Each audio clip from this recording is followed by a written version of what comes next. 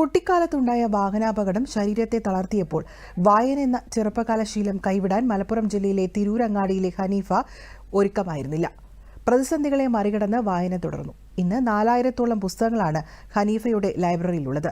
വായനയുടെ പ്രചാരകർ എന്നാണ് മുച്ചക്ര വണ്ടിയിൽ ലോകം ചുറ്റുന്ന ഹനീഫയുടെ വിളിപ്പേര്. വേദനയിൽ കുതിർന്ന ഇരുൾമൂടിയ ദിനങ്ങളെ വായനയുടെ വെളിച്ചത്തിലൂടെ മുറിച്ചു കടന്ന ഹനീഫയുടെ ജീവിതം ആവേശം പകരുന്ന ഒരു പുസ്തകമാണ്. പ്രൈമറി ക്ലാസ്സിൽ പഠിക്കുമ്പോൾ തുടങ്ങിയ വായനാശീലമാണ് വാഹനാപകടത്തിൽ ചിതറിത്തെറിച്ച ജീവിതത്തെ ഒരുക്കൂട്ടാൻ തുണയായത്. ഹയർ സെക്കൻഡറി ക്ലാസ്സിൽ പഠിക്കുമ്പോൾ ഓട്ടോറിക്ഷ മറിഞ്ഞുണ്ടായ അപകടത്തിൽ അരയ്ക്ക് താഴെ തളർന്നു. സങ്കടക്കടൽ താണ്ടി ഇങ്ങനെ ജീവിച്ചിരിക്കാൻ വായന മാത്രമാണ് പ്രചോദനം. വിധി തീർത്ത തമോഗർത്തങ്ങളിൽ പ്രതീക്ഷയുടെ ഇത്തിരിവട്ടമായി അക്ഷരങ്ങളുടെ സാന്നിധ്യം എന്നും കൂടെയുണ്ടെന്ന് ഹനീഫ പറയുന്നു. എൻ്റെ ഉമ്മ വായനക്കാരിയായിരുന്നു. ഇപ്പോൾ ഉമ്മാൻ്റെ വായന കണ്ടിട്ടാണ് ഞാൻ വായനയിലേക്ക് വന്നത്. ഉമ്മ നന്നായി വായിക്കാൻ പ്രേരിപ്പിക്കുന്ന ഒരാളുമായിരുന്നു. ഉമ്മാൻ്റെ അടുത്ത് ചെറിയൊരു പുസ്തകത്തിൻ്റെ ഒരു ശേഖരമൊക്കെ ഉണ്ടായിരുന്നു എൻ്റെ ചെറുപ്പത്തിൽ. അതുപോലെ തന്നെ പിന്നെ മൂന്നിയൊരു പാറക്കടവ് വിജയൻ UP സ്കൂളിലാണ് പഠിച്ചത്. അവിടുത്തെ അധ്യാപകർ നന്നായി വായിക്കാൻ പ്രേരിപ്പിക്കുന്നവരായിരുന്നു. എൻ്റെ മലയാള അധ്യാപകരായ ബഷീർ മാഷ് കൊടുങ്ങല്ലൂർ, അതുപോലെ തന്നെ വിജയ മാഷ്, ഇവരൊക്കെ ഞങ്ങൾക്ക് പുസ്തകങ്ങൾ തന്ന് വായിപ്പിച്ചിട്ട് അതിനെക്കുറിച്ച് ഞങ്ങളെ കൊണ്ട് സംസാരിപ്പിക്കാറുണ്ടായിരുന്നു. വായിച്ചതിനെ കുറിച്ച് എഴുതിക്കാറുണ്ടായിരുന്നു. ഇതൊക്കെ കൂടുതൽ വായനയിലേക്ക് വരാനൊരു കാരണമായി.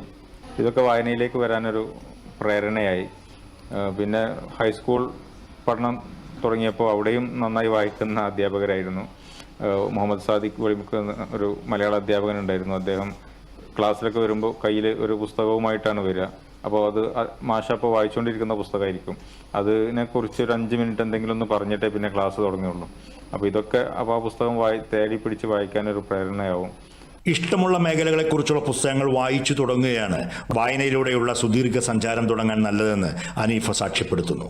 പുതിയതായിട്ട് വായന തുടങ്ങാൻ ആഗ്രഹിക്കുന്നവർക്ക് ഏറ്റവും എളുപ്പം ചെറിയ പുസ്തകങ്ങളിൽ നിന്ന് തുടങ്ങുക. അതുപോലെ തന്നെ നമുക്ക് ഇഷ്ടപ്പെട്ട വിഷയങ്ങളെക്കുറിച്ചുള്ള പുസ്തകങ്ങൾ സംഘടിപ്പിച്ച് അത് വായിച്ച് തുടങ്ങുക എന്നൊക്കെയുള്ളത്. ചിലർക്ക് സ്പോർട്സ് ആയിരിക്കും ഇഷ്ടം, ചിലർക്ക് മറ്റെന്തെങ്കിലും മേഖലയായിരിക്കും ഇഷ്ടം, ചിലർക്ക് ബിസിനസ് ആയിരിക്കും ഇഷ്ടം. അപ്പോൾ ആ മേഖലയിലുള്ള പുസ്തകങ്ങൾ തേടി പിടിച്ച് വായിച്ച് തുടങ്ങുകയാണെങ്കിൽ കുറച്ചും കൂടി എളുപ്പമായിരിക്കും. ഒരു മടുപ്പില്ലാതെ വായിച്ച് മുന്നേറാൻ പറ്റും. അതുപോലെ തന്നെ വൈക്കം മുഹമ്മദ് ബഷീറിൻ്റെ പുസ്തകങ്ങളൊക്കെ വളരെ ചെറിയ പുസ്തകങ്ങളാണ്. 35-40 പേജൊക്കെ ഓരോ പുസ്തകം ഉണ്ടാവുള്ളൂ. അപ്പോൾ അത്തരം ചെറിയ പുസ്തകങ്ങൾ തേടി പിടിച്ച് വായിച്ച് തുടങ്ങിയാൽ വായനയിലൂടെ തോന്നുന്ന മടുപ്പ് സ്വാഭാവികമായിട്ടും ഇല്ലാതായി മാറുകയും ഒരു പുസ്തകം വായിച്ച് കഴിയുമ്പോൾ നമുക്ക് അടുത്ത പുസ്തകം തുടങ്ങാനുള്ളൊരു ആത്മവിശ്വാസം അതിലൂടെ ലഭിക്കുകയും ചെയ്യും. അപ്പം പുതിയതായിട്ട് വായന തുടങ്ങാൻ ആഗ്രഹിക്കുന്നവർ തീർച്ചയായും തങ്ങൾക്ക് ഇഷ്ടപ്പെട്ട മേഖലയിലുള്ള പുസ്തകങ്ങൾ, ചിലർക്ക് പാചകമായിരിക്കും ഇഷ്ടം, ചിലർക്ക് യാത്രകളായിരിക്കും ഇഷ്ടം. അപ്പോൾ അത്തരം പുസ്തകങ്ങൾ തേടി പിടിച്ച് വായന തുടങ്ങുന്നതാണ് ഏറ്റവും നല്ലതെന്നാണ് എൻ്റെ ഒരു അഭിപ്രായം. വായനയ്ക്കൊപ്പം തൻ്റെ പരിമിതികളെ അതിജീവിച്ച് യാത്രകൾ ചെയ്യൽ, വായിച്ച പുസ്തകങ്ങളെക്കുറിച്ചുള്ള കുറിപ്പെഴുത്ത്, അങ്ങനെ ഹനീഫ എപ്പോഴും തിരക്കിലാണ്.